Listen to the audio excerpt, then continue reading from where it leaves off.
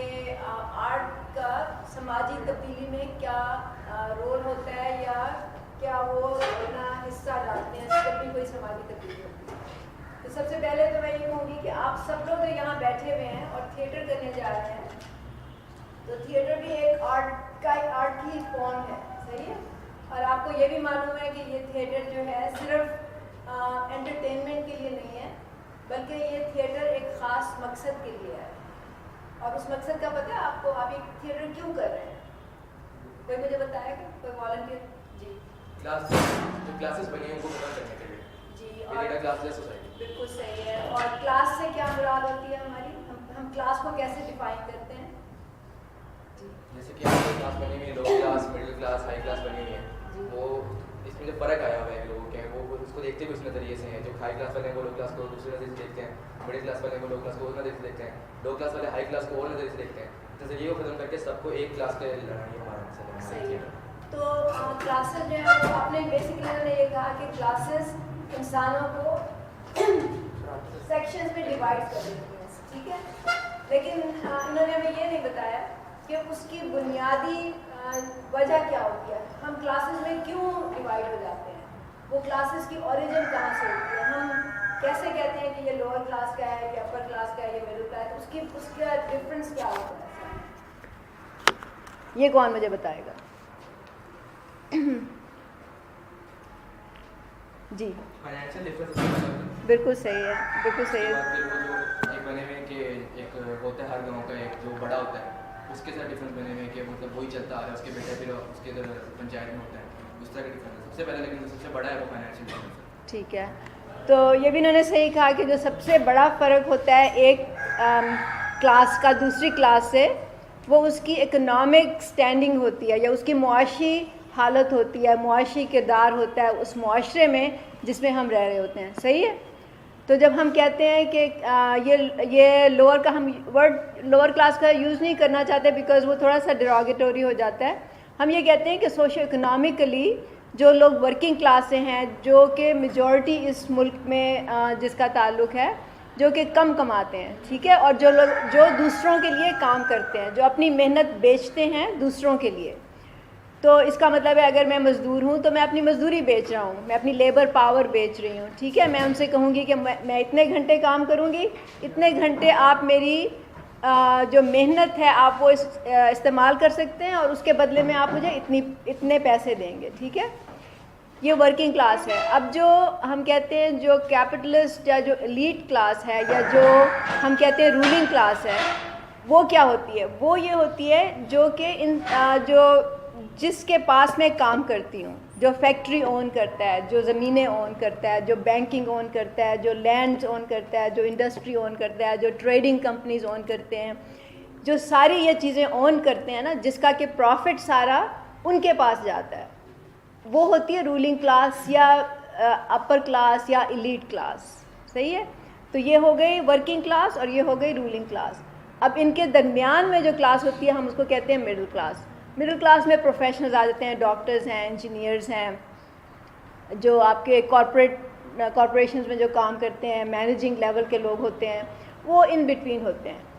اب پاکستان میں تقریباً آپ سمجھ لیں کہ 5% یا لیس دین 5% آپ کی رولنگ کلاس ہے, اور مڈل کلاس جو ہے وہ تقریباً 15% کے قریب ہے, اور جو میجورٹی آپ کی ہے آپ سمجھ لیں 80 یا 85% وہ ورکنگ کلاس ہے, صحیح ہے. وہ ورکنگ کلاس وہی ہے جو آپ سڑکوں پہ دیکھ رہے ہیں, جو فیکٹریوں میں کام کر رہے ہیں, جو مزدوری کر رہے ہیں, جو دہاڑی کر رہے ہیں, جو کنسٹرکشن میں کام کر رہے ہیں, آپ کے گھر بنا رہے ہیں, پل بنا رہے ہیں, جو سڑکیں بنا رہے ہیں, یہ ساری ورکنگ کلاس ہے. جو کارخانوں میں کام کر رہے ہیں, جو ورک شاپس میں کام کر رہے ہیں, ٹی سٹالز پہ کام کر رہے ہیں, بیروں کا کام کر رہے ہیں, آپ کے لیے دروازہ کھولتے ہیں, بند کرتے ہیں, جو آپ ریسٹورینٹ میں جاتے ہیں, یہ سارے ورکنگ کلاس ہیں. تو اگر آپ دیکھیں تو یہ مکس ہے ہماری سوسائٹی کا. اب اس کا پرابلم کیا ہے؟ پرابلم یہ ہے کہ جو ہم یہ سمجھتے ہیں, جو آپ نے کلاس کی بات کی, کہ انسان جب تقسیم ہو جاتے ہیں تو ان کے لیے ایک کلاس سے دوسری کلاس میں موو ہونا بہت مشکل ہو جاتا ہے. اس کا مطلب یہ ہوتا ہے کہ جو بچے ورکنگ کلاس میں پیدا ہوتے ہیں, میجورٹی آف دا ٹائم وہ ورکنگ کلاس کا ہی حصہ رہتے ہیں. بہت کم ایسے ہوگا کہ کوئی بہت اپنی محنت سے یا ماں باپ کے کی محنت سے, یا اس کو کوئی ایسی اپرچونٹی مل گئی اچھی کہ وہ ذرا باہر جا کے بڑی ایجوکیشن لے لے اور پھر اس کو کہیں اچھا جاب مل جائے اور وہ مڈل کلاس میں شامل ہو جائے. لیکن یہ بہت کم ہوتا ہے نمبر ون. اور ورکنگ کلاس کا ایلیٹ کلاس میں موو ہونا تو بالکل ایک امپاسبلٹی ہے, وہ ہوتا ہی نہیں ہے. ٹھیک ہے, تو اب آپ اپنے معاشرے میں دیکھ لیں, آپ پاکستان میں دیکھ لیں کہ جن لوگوں کا پالیٹکس پہ کنٹرول ہے, جن لوگوں کا بینکنگ پہ, یا جو مینز آف پروڈکشن ہم کہتے ہیں, جہاں پہ چیزیں بنتی ہیں اور جہاں سے پروفٹ آتا ہے, جہاں سے پیسے آتے ہیں, ان لوگوں کی ہی جو فیوچر جنریشنز ہوتی ہیں وہی پھر رولنگ کلاس بنتی ہے. صحیح ہے, تو ہم یہ سمجھتے ہیں کہ یہ بات غلط ہے. تو آپ لوگ جو کام کرنے جا رہے ہیں وہ ایک بہت بڑا کام کرنے جا رہے ہیں. آپ صرف یہاں پہ تھیٹر نہیں کرنے کے لیے آئے, بلکہ آپ یہ ایک میسج پہنچانا چاہتے ہیں, اور وہ میسج ہے انجسٹس کا, ناانصافی کا, ظلم کا, ایکسپلائٹیشن کا. کیونکہ کلاس ہم کیوں ختم کرنا چاہتے ہیں؟ کلاس ہم اس لیے ختم کرنا چاہتے ہیں کہ 80-85% اس ملک کی جو آبادی ہے وہ ایکسپلائٹیشن اس کی ہو رہی ہے, اس پہ ظلم ہو رہا ہے. ان کو کھانے کو نہیں ملتا, ان کی جو ویجز ہیں وہ اتنی نہیں ہیں کہ ان کو 2 وقت کا اچھا کھانا بھی مل جائے. ان کے بچے اسکول نہیں جا سکتے. اگر وہ فیکٹری میں, آپ روزانہ سنتے ہیں فیکٹری میں چھت گر گئی, فیکٹری میں آگ لگ گئی, لوگ مر گئے, اس میں کوئی حادثہ ہو گیا, اس میں مر گئے, تو ان کے جو پیچھے رہ جاتے ہیں, فیملیز رہ جاتی ہیں, ان کے پاس کوئی سوشل بینیفٹ نہیں ہوتے. وہ تقریباً آپ سمجھ لیں کہ وہ پاورٹی کے اس میں گر جاتے ہیں, کنویں میں. تو یہ ہم سمجھتے ہیں کہ یہ ناانصافی ہے. اگر ہم سمجھتے ہیں کہ اس ملک کے انسان برابر ہیں, ہر انسان جو ہے اس کو اس ملک کے یا دنیا کے وسائل پہ برابر کا حق ہے, اور اس کو اتنی ہی اپرچونٹیز ملنی چاہیے جتنی کہ کسی اور کو مل رہی ہیں, ہم اس کو کہتے ہیں کہ برابری. تو ہم جو معاشرہ قائم کرنا چاہ رہے ہیں, ہم وہ برابری کی بنیاد پہ کرنا چاہ رہے ہیں. اور برابری کی بنیاد کا مطلب یہ ہے کہ اس میں کلاسز نہیں ہوں. اور کلاسز جب آپ تب ختم کریں گے جب آپ کا اکنامک بیس صحیح ہوگا. جو انہوں نے کہا کہ اس کا بیس ہی اکنامکس پہ ہے کلاسز کا. تو ہم سمجھتے ہیں کہ اس بات کے لیے ہم اسٹرگل کر رہے ہیں. تو جب آپ ہمارا سلوگن دیکھتے ہیں, struggle for a classless society, اس کا یہ مطلب ہے. تو آپ اگر اس مطلب کو سمجھ کے اور پھر یہ تھیٹر کریں گے تو آپ ایک مشن کی طرف آپ جا رہے ہوں گے. ٹھیک ہے, وہ ایک مشن ہے آپ کے لیے.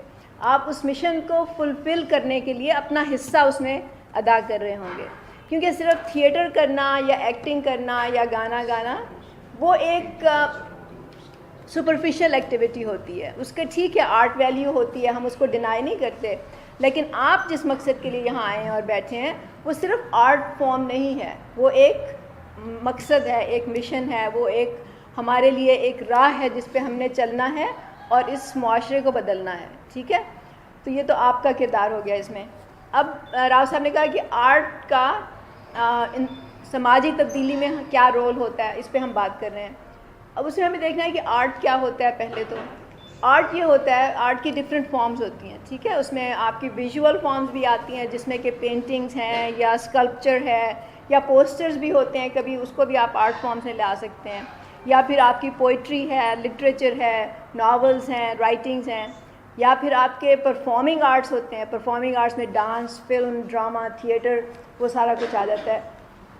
تو آرٹ کی ڈفرینٹ فارمز ہوتی ہیں اور ہر فارم کا ایک اسپیسیفک شیپ ہوتی ہے. ٹھیک ہے, اب انہوں نے کہا کہ سماجی تبدیلی میں کیا حصہ ہے. سماجی تبدیلی سے ہم کیا مراد سمجھتے ہیں؟ سماجی تبدیلی ہمارے لیے, ہمارے international youth and workers movement کے لیے یہی ہے کہ ہم ایک کلاس لیس سوسائٹی کی تشکیل دیں. ٹھیک ہے, ہم ایک ایسی سوسائٹی بنائیں جس میں انسان برابری کی بنیاد پہ رہتے ہوں, اور ہم یہ نہ کہیں کہ یہ اپر کلاس کا ہے, یہ مڈل کلاس کا ہے اور یہ لوور کلاس کا ہے. ہم اس چیز سے بالاتر ہو جائیں.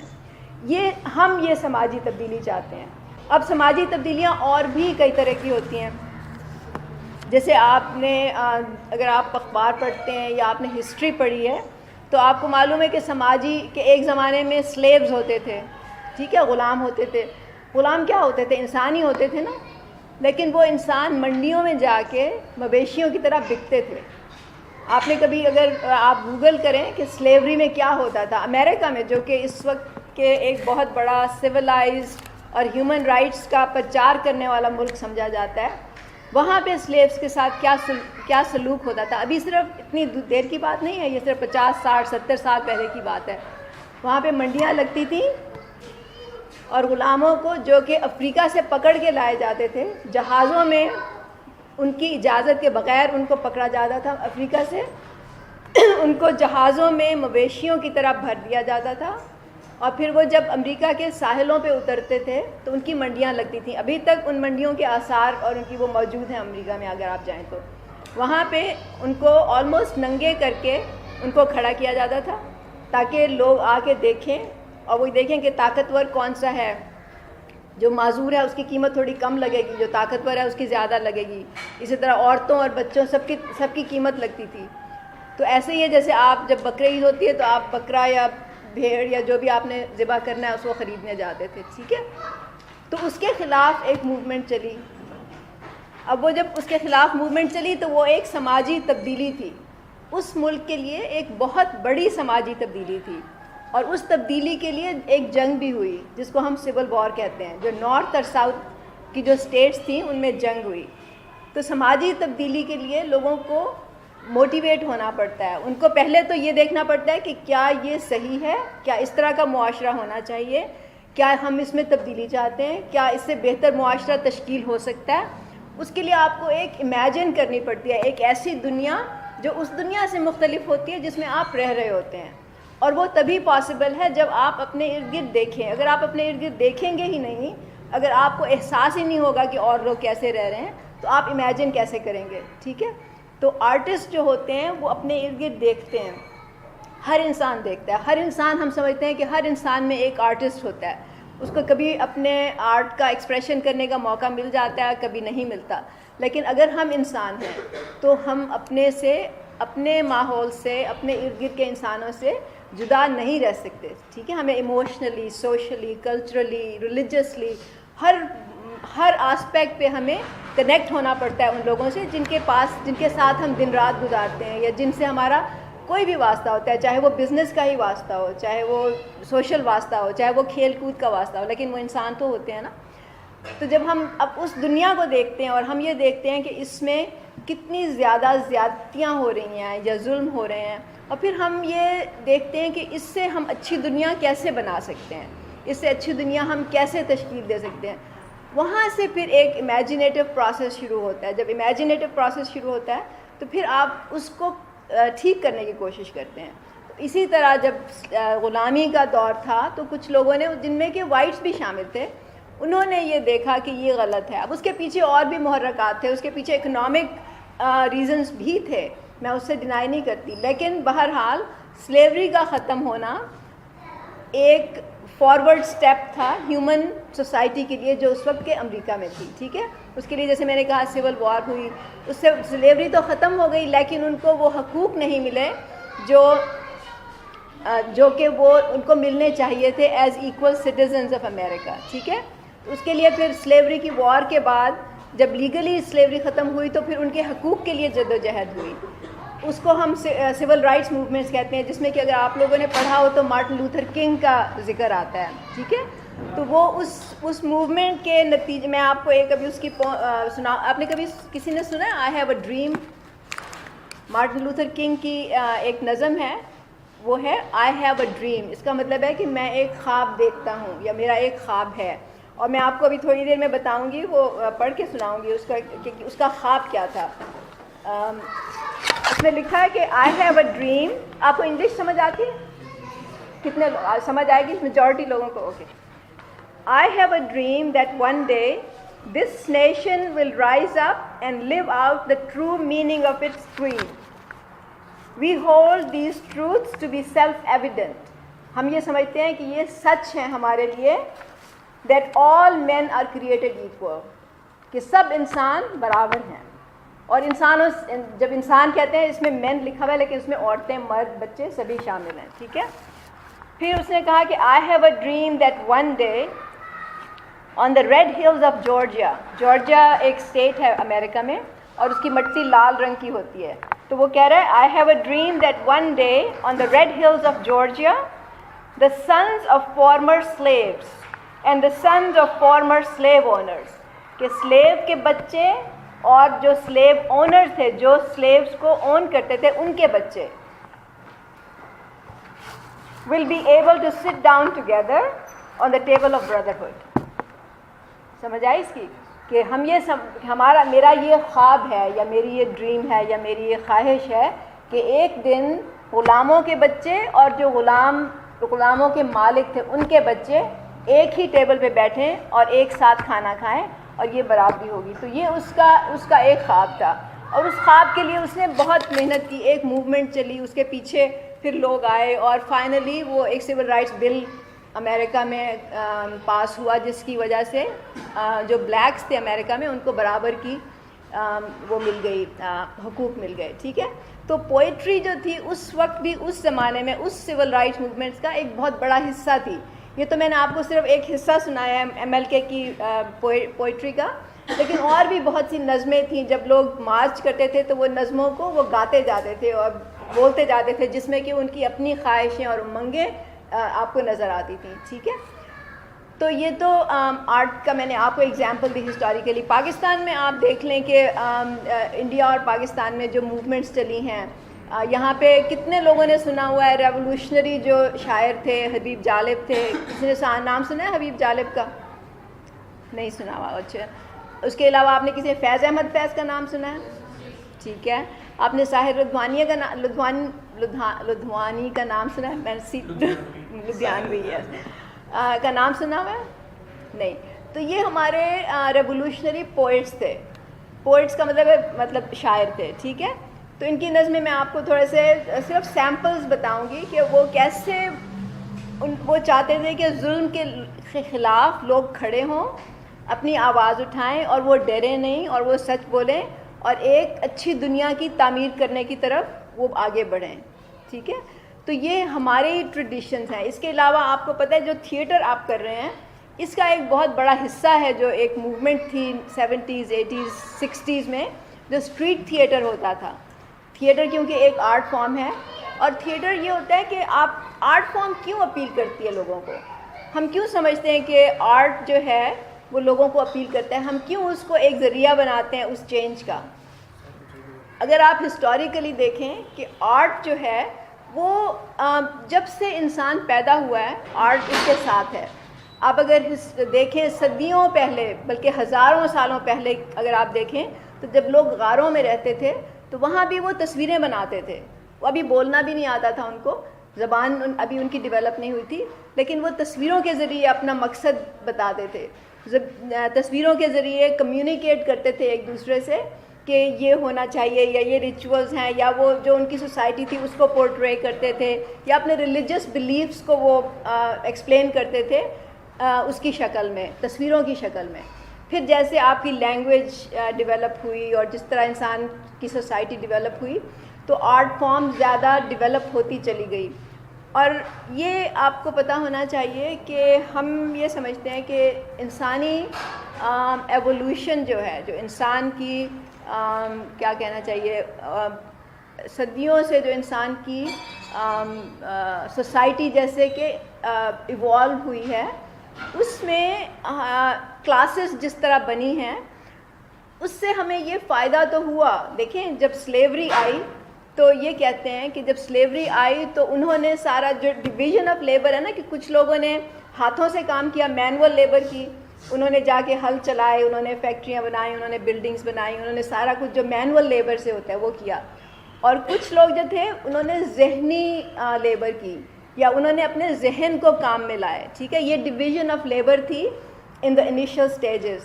اس ڈویژن آف لیبر میں کیا ہوا کہ جب غلامی آئی, جب لوگوں نے غلام بنانے شروع کیا, ایک انسان نے دوسرے انسان کو غلام بنانا شروع کیا, تو اس کی وجہ سے یہ تو ضرور ہوا کہ کچھ لوگوں کو مینول لیبر سے فراغت مل گئی.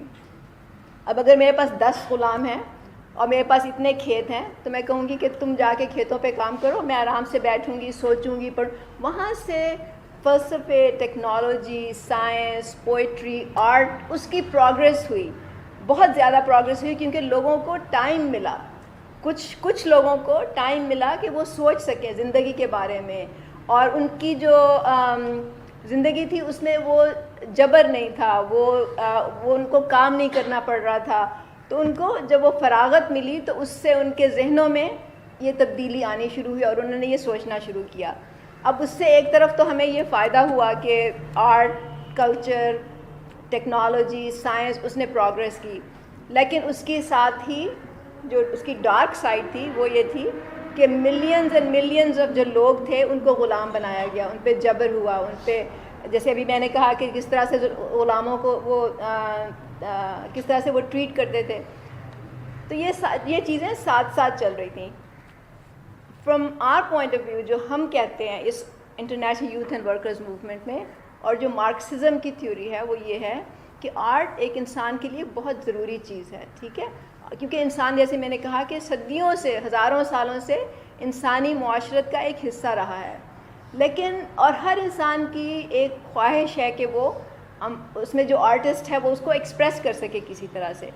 لیکن یہ تبھی ممکن ہے جب انسان کو فریڈم ہوگی, فریڈم فرام ڈیلی لائف. اس کا مطلب یہ ہے کہ جب آپ ابھی اس وقت یہ ہے کہ آپ کو اٹھنا پڑے, خاص طور سے میں مزدوروں کی بات کر رہی ہوں, وہ صبح اٹھتے ہیں, پتہ نہیں کتنے بجے اٹھتے ہیں. جو لوگ دیہاتوں میں کام کرتے ہیں وہ تو بہت ہی صبح اٹھتے ہیں, پھر وہ 12-14 گھنٹے کام کرتے ہیں, پھر وہ گھر آتے ہیں.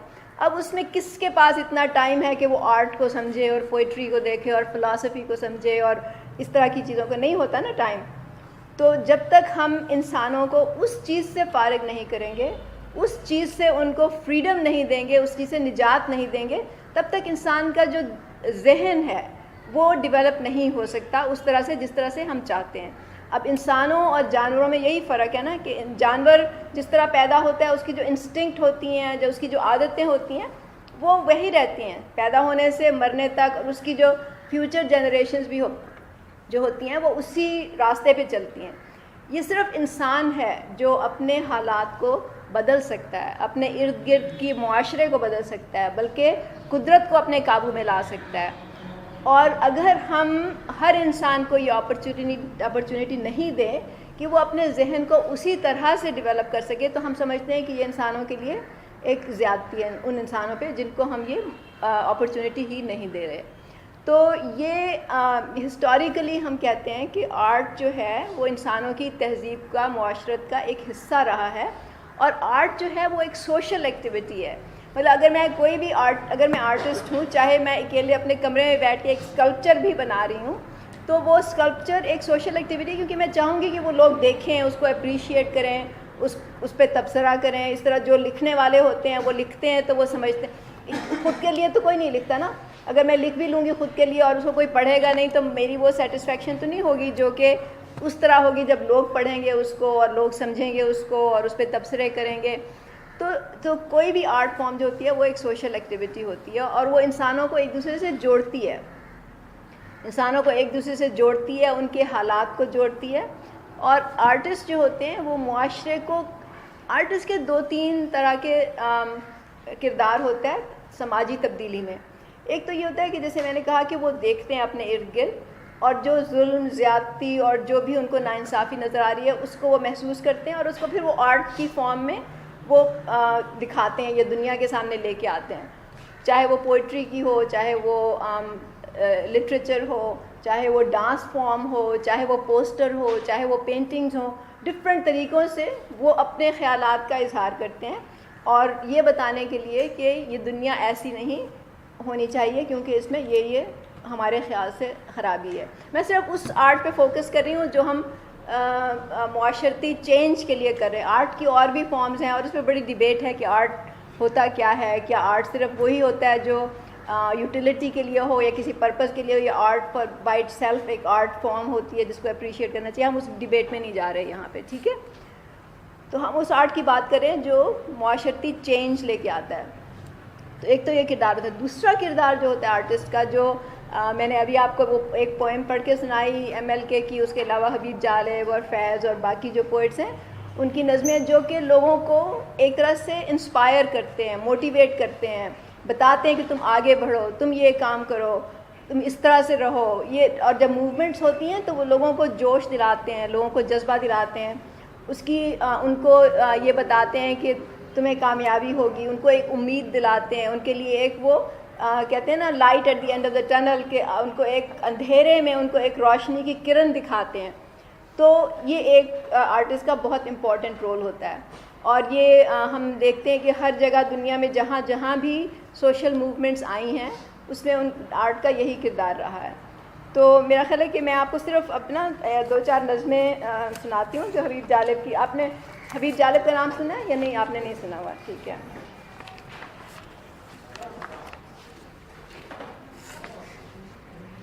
یہ ان کی بہت فیمس، اور میرا خیال ہے کہ راؤ صاحب کو زبانی یاد ہوگی، مجھے زبانی یاد نہیں ہے اس لیے مجھے پڑھ کے بتانی پڑ رہی ہے.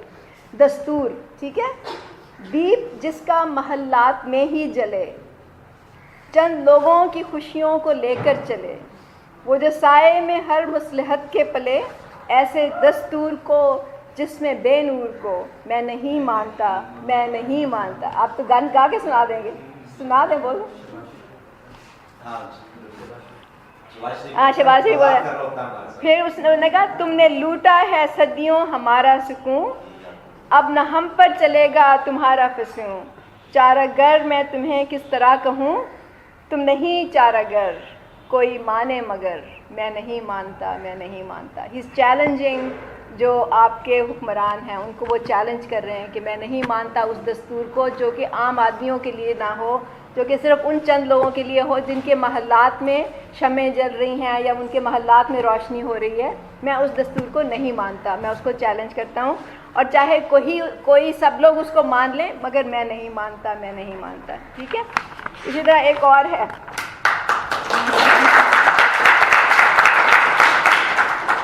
انہوں نے ایک اور کہا، دینا پڑھے کچھ ہی ہر جانا، سچ ہی لکھتے جانا. جو میں نے کہا نا وہ ایک انسپائر کرتے ہیں لوگوں کے کہ ہمیشہ سچ کو بولو، سچ کو دیکھو، سچ کو ایکسپریس کرو. مت گھبرانا، مت ڈر جانا، سچ ہی لکھتے جانا. باطل کی منہ زور حواس سے جو نہ کبھی بجھ پائیں، وہ شمع روشن کر جانا، سچ ہی لکھتے جانا. پل دو پل کے عیش کی خاطر کیا دینا، کیا جھکنا، آخر سب کو ہے مر جانا، سچ ہی لکھتے جانا. کہ آپ موت سے نہ ڈرو، جو آپ کے لیے جو ایک میسج ہے وہ یہ کہ ہمیشہ سچ بولو اور سچ لکھو. ٹھیک ہے. اچھا، فیض کا نام تو آپ نے سنا ہوا ہے، ٹھیک ہے. اور فیض کی وہ نظم شاید سب کو پتہ ہے، ہم دیکھیں گے ہم دیکھیں گے. ٹھیک ہے، وہ سب نے سنا ہے. لیکن میں آپ کو فیض کی ایک اور نظم بتاتی ہوں جو کہ شاید کم لوگوں کو پتہ ہے، لیکن میرا خیال ہے کہ یہ بہت امپورٹنٹ ہے.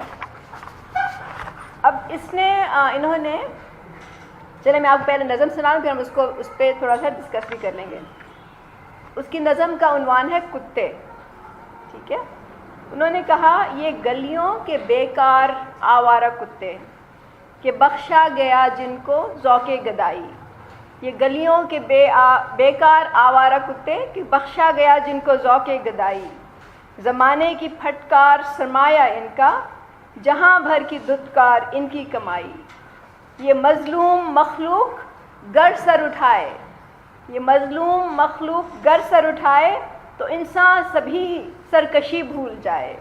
یہ چاہیں تو دنیا کو اپنا بنا لیں، یہ آقاؤں کی ہڈیاں تک چبا لیں. کوئی ان کو احساس ذلت دلا دے، کوئی ان کی سوئی ہوئی دم کو ہلا دے. ٹھیک ہے. تو اس نے بیسیکلی وہ یہ کہہ رہا ہے کہ یہ جو سارے عوام ہیں اس نے ان کو کتوں کی طرح تشبیہ دی ہے. ٹھیک ہے. کہ یہ ان کی طرح ہیں جو کہ اپنے آپ کو، اپنی ذلت کو اور اس کو گوارا کرتے رہتے ہیں، لیکن اگر یہ ایک دفعہ اٹھ کے کھڑے ہو جائیں، اگر ان کو احساس ذلت دلا دیا جائے، اگر ان کی سوئی ہوئی دم کو ہلا دیا جائے کہ ان میں یہ احساس پیدا ہو کہ ان کے ساتھ کیا ہو رہا ہے، تو یہ کھڑے ہوں گے اور انسان اپنی سب سرکشی بھول جائے گا. جو ان کے آقا ہیں وہ ان کی ہڈیاں تک چبا لیں گے. یہ ایک میسج ہے انسانوں کے لیے جن پہ ظلم ہو رہا ہے کہ تم ایسے ہی کرتے رہو گے جب تک کہ تمہارے ساتھ ایسے ہی ہوتا رہے گا جب تک تم خود اٹھ کے کھڑے نہیں ہوگے.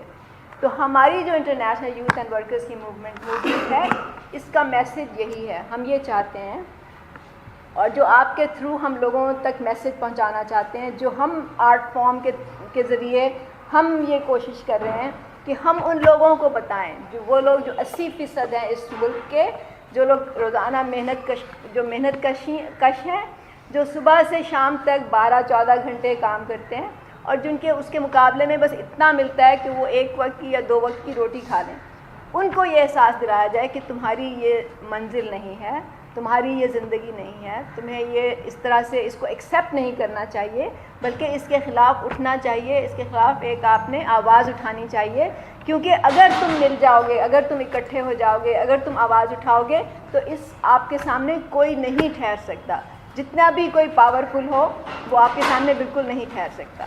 ٹھیک ہے، یہ ایک کیونکہ ہم شاعروں کی بات کر رہے ہیں، ہماری اپنی ٹریڈیشن میں جو پاکستان کی ٹریڈیشن ہے، انڈیا کی ٹریڈیشن ہے، سب کانٹیننٹ کی ٹریڈیشن ہے، اس میں سارے لدھیانوی جو تھے وہ ایک بہت بڑے اگین ریولوشنری شاعر تھے. انہوں نے لکھا، جشن بپا ہے کٹیاؤں میں، اونچے ایوان کانپ رہے ہیں، مزدوروں کے بگڑے تیور دیکھ کے سارے کانپ رہے ہیں، جاگے ہیں افلاس کے مارے، اٹھے ہیں بے بس دکھیارے، سینوں میں طوفان کا تلاطم، آنکھوں میں بجلی کے شرارے، چوک چوک پر گلی گلی میں سرخ پھرپھراتے لہراتے ہیں، سرخ پرچم پھرپھراتے ہیں لہراتے ہیں، مظلوموں کے باغی لشکر سیل صفت اٹھے عمدے آتے ہیں، دنیا کے انبائے نگر میں حق کی پہلی گونج اٹھی ہے، جمع ہوئے ہیں چوراہوں پر آ کر بھوکے اور گداگر، کانپ رہے ہیں ظالم سلطان، ٹوٹ گئے ہیں دل جباروں کے، بھاگ رہے ہیں ذل الہی، منہ اترے ہیں غداروں کے، شور مچا ہے بازاروں میں، ٹوٹ گئے در زندانوں کے، واپس مانگ رہی ہے غصب شدہ حق انسانوں کے. تو یہ ان کی ایک اور نظم تھی. تو میرا کہنے کا مقصد یہ ہے کہ ہم جب بھی ہم آرٹ کی اپنے آرگنائزیشن کے حوالے سے یا ان جنرل ہم بات کرتے ہیں تو ہم یہ دیکھتے ہیں کہ آرٹ کا ایک بہت امپورٹنٹ کردار رہا ہے سوشل چینج میں. سوشل چینج میں نے بتایا نا، جیسے کہ آپ اس معاشرے کو چینج کرتے ہیں جس میں آپ دیکھ رہے ہوتے ہیں کہ غلط کام ہو رہا ہے. اس ملک میں غلط کام ہوتے ہیں نا، آپ کو نظر آتے ہیں، اس ملک میں لوگوں کے ساتھ ظلم ہوتا ہے. کچھ تو ہم عام، میں نے جس طرح سے بات کی، جو ظلم ہوتے ہیں، جو کہ بتایا میں نے ابھی کہ جو پوری ورکنگ کلاس ہے اس پہ ظلم ہوتا ہے. پھر اس سوسائٹی کے کچھ سیکشنز ہیں جیسے خواجہ سرا ہیں، ان پہ ظلم ہوتے ہیں. آپ دیکھ رہے ہیں، اخباروں میں پڑھتے ہیں، ہم سمجھتے ہیں کہ یہ بھی غلط ہے. اب اس کے خلاف بھی آوازیں اٹھنی شروع ہو گئی ہیں، اس کے خلاف بھی اب لوگوں کو تھوڑا بہت پتہ چلنا شروع ہو گیا ہے. ہم سمجھتے ہیں کہ یہ جو اس طرح خواتین کے خلاف آپ دیکھ لیں یا منورٹیز کے خلاف دیکھ لیں تو کچھ تو ایک تو جنرل آپ کے ناانصافی ہوتی ہے جس میں کہ آپ نے ورکنگ کلاس کے ساتھ جو ظلم ہے، لیکن اس میں پھر تھوڑے سیگمنٹس بھی ہوتے ہیں جو کہ سب ایکچولی ان سب کی بنیاد جو ہے وہ معاشی ہی حالت سے جڑی ہوتی ہے، اکنامک سچویشن سے ہی جڑی ہوتی ہے. تو الٹیمیٹلی ہم یہ کہتے ہیں کہ اگر ہم نے معاشرہ چینج کرنا ہے، اگر ہم نے واقعی کوئی سماجی تبدیلی لے کے آنی ہے جس میں کہ انسان برابر ہوں، تو ہمیں یہ اکنامک سسٹم چینج کرنا پڑے گا. ہمیں یہ بدلنا پڑے گا کہ کچھ لوگوں نے سب کچھ پہ قبضہ کیا ہے اور کچھ لوگوں کو کچھ بھی نہیں مل رہا یا بہت تھوڑا مل رہا ہے. تو یہ آپ لوگوں کے لیے میسج ہے، یہ آپ لوگوں کا مشن ہے، یہ آپ لوگوں کے لیے ایک چیلنج ہے کہ آپ نے اس دنیا کو، آپ نے اس معاشرے کو کیسے تبدیل کرنا ہے. وہ چاہے آج آپ اس تھیٹر کے تھرو کر رہے ہیں، لیکن یہ بھی ہو سکتا ہے کہ کل جب آپ پڑھ لکھ جائیں اور آپ کے پاس اور دروازے کھلے ہوں تو آپ کو اپنے اپنے طور سے جو بھی آپ کر سکتے ہیں کرنا چاہیے. لیکن ایک بات میں بتا دوں کہ معاشی چینج جب آتا ہے نا تو وہ انسان اکیلے انسان کی وجہ سے نہیں آتا. اس کے لیے موومنٹس ہوتی ہیں، اس کے لیے آپ کو کسی موومنٹ کا حصہ بننا پڑے گا، ایک پلیٹ فارم پہ کھڑا ہونا پڑے گا. اور جو ہم نے international youth and workers movement بنائی ہے، ہم نے اسی لیے بنائی ہے کہ جو سمجھتا ہے کہ ایسی دنیا ہونی چاہیے، جو یہ سمجھتا ہے کہ اسی طرح انسان برابر ہونے چاہیے، جو سمجھتا ہے کہ یہ اکنامک یا معاشی جو تفریق ہے انسانوں میں وہ بدلنی چاہیے، ہم یہ سمجھتے ہیں کہ جو لوگ اس سے ایگری کرتے ہیں وہ آ کے ہماری آرگنائزیشن کا حصہ بنیں اور اس کے تھرو ہمارے ساتھ مل کے جدوجہد کریں. ٹھیک ہے، یہ تھیٹر اس کا ایک چھوٹا سا حصہ ہے جس میں کہ آپ لوگ شریک ہو رہے ہیں، اور مجھے خوشی ہے کہ آپ لوگ آئے ہیں، اور بہت شکریہ آپ لوگوں کا. Thank you.